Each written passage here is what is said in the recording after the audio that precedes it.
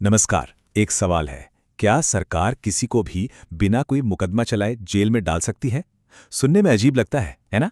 खैर, आज हम एक ऐसे ही ऐतिहासिक कानूनी मामले में उतरने वाले हैं जिसने ठीक इसी सवाल का जवाब दिया था और भारत में पर्सनल लिबर्टी यानी व्यक्तिगत स्वतंत्रता के मायने हमेशा के लिए बदल दिए। केस का नाम था ए गोपालन बनाम मद्रास राज। जरा सोचिए, देश का एक बहुत बड़ा नेता और उसे बस यूं ही बिना किसी सुनवाई, बिना किसी मुकदमे के जेल में डाल दिया जाता है। बस यही एक घटना वो चिंगारी बन गई जिसने भारतीय कानून के इतिहास की सबसे बड़ी बहसों में से एक को जन्म दे दिया। तो सवाल यही उठता है कि आखिर 1950 में कम्युनिस्ट नेता की गिरफ्तारी ने हमारे देश के बिल्कुल नए नए संविधान को उसकी पहली बड़ी परीक्षा में कैसे डाल दिया। चलिए इस पूरी दिलचस्प कहानी को जरा करीब से देखते हैं। तो आते हैं पहले हिस्से पर। एक नेता हिरासत में। आखिर कौन थे ये ए गोपालन और ऐसा क्या हुआ था, किन हालात में उनकी गिरफ्तारी हुई जिसने हमारे संविधान के सामने पहली बड़ी चुनौती खड़ी कर दी? तो ए गोपालन उस समय के एक बहुत बड़े कम्युनिस्ट नेता थे। हुआ ये कि 1950 में सरकार ने उन्हें प्रिवेंटिव डिटेंशन एक्ट के तहत हिरासत में ले लिया। अब ये एक ऐसा कानून था जो सरकार को ये पावर देता था कि वो किसी भी व्यक्ति को सिर्फ शक के आधार पर अपराध करने से रोकने के लिए बिना मुकदमा चलाए जेल में रख सकती है। और इसी कानून के खिलाफ गोपालन ने सीधे सुप्रीम कोर्ट का दरवाजा खटखटाया। उनका तर्क बहुत सीधा और पावरफुल था कि ये जो हिरासत का कानून है, ये उनके मौलिक अधिकारों, उनके फंडामेंटल राइट्स को छीन रहा है। और बस इसी एक चुनौती ने हमारी पूरी न्यायपालिका के सामने कई बड़े और मुश्किल सवाल खड़े कर दिए। अब आता है दूसरा भाग, 3 सबसे अहम सवाल। गोपालन की इस चुनौती ने कोर्ट को एक बहुत बड़ी कानूनी दुविधा में डाल दिया। कोर्ट के सामने अब 3 ऐसे जरूरी सवाल थे जिनके जवाब भारत में लोगों के अधिकारों का भविष्य तय करने वाले थे। तो ये दुविधा क्या थी? दरअसल 3 बड़े सवाल थे। पहला, क्या ये प्रिवेंटिव डिटेंशन एक्ट जो सरकार को बिना ट्रायल के किसी को भी हिरासत में लेने की पावर देता है, क्या ये कानून ही असंवैधानिक है, अनकॉन्स्टिट्यूशनल है? दूसरा और शायद सबसे अहम सवाल, हमारे संविधान के आर्टिकल 21 में एक लाइन लिखी है, प्रोसीजर एस्टैब्लिश्ड बाय लॉ, यानी कानून द्वारा स्थापित प्रक्रिया। इसका असली मतलब क्या है? और तीसरा, क्या हमारे फंडामेंटल राइट्स को अलग अलग देखना चाहिए, मतलब एकदम सेपरेट, या फिर ये सब एक दूसरे से जुड़े हुए हैं? चलिए अब तीसरे हिस्से पर आते हैं, एक शाब्दिक व्याख्या।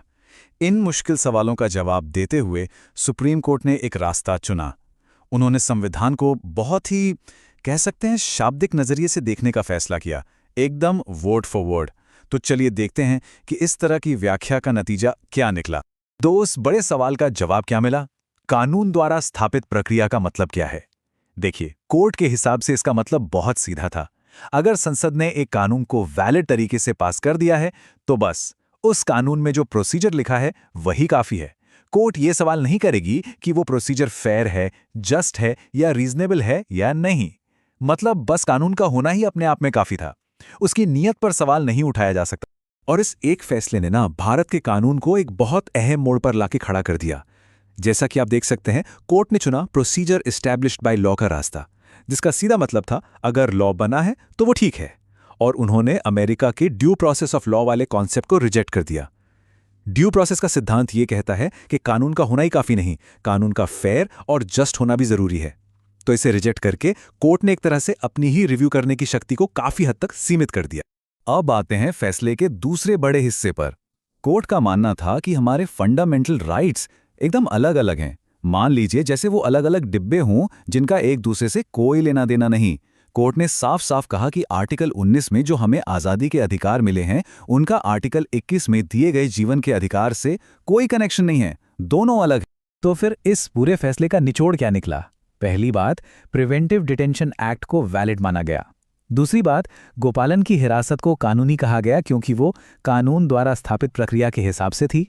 और तीसरी बात, फंडामेंटल राइट्स को एक दूसरे से बिल्कुल अलग थलग कर दिया गया। मतलब साफ शब्दों में कहें तो ए गोपालन ये केस हार गए थे। तो अब बात करते हैं चौथे हिस्से की।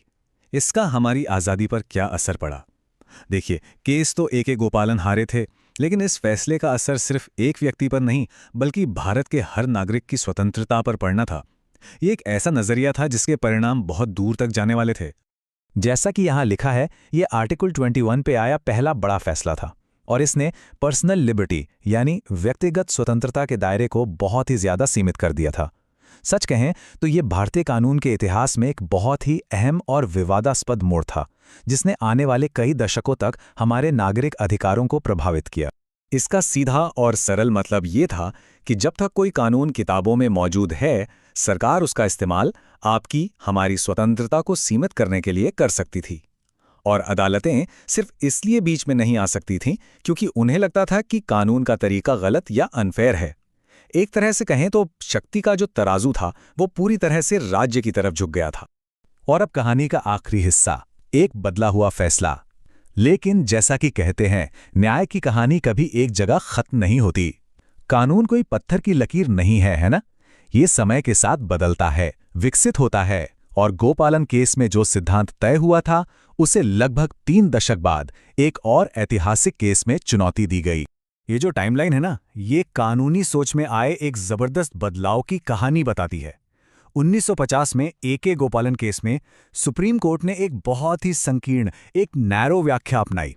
लेकिन फिर 28 साल बाद 1978 में मेनका गांधी बनाम भारत संघ के केस में सुप्रीम कोर्ट ने अपने ही गोपालन वाले फैसले को पूरी तरह से पलट दिया। और इस बार कोर्ट ने कहा कि कानून द्वारा स्थापित प्रक्रिया का सिर्फ होना ही काफी नहीं, उसका फेयर, जस्ट और रीजनेबल होना भी जरूरी है। मेनका गांधी केस ने वाकई पूरी सोच को ही बदल कर रख दिया।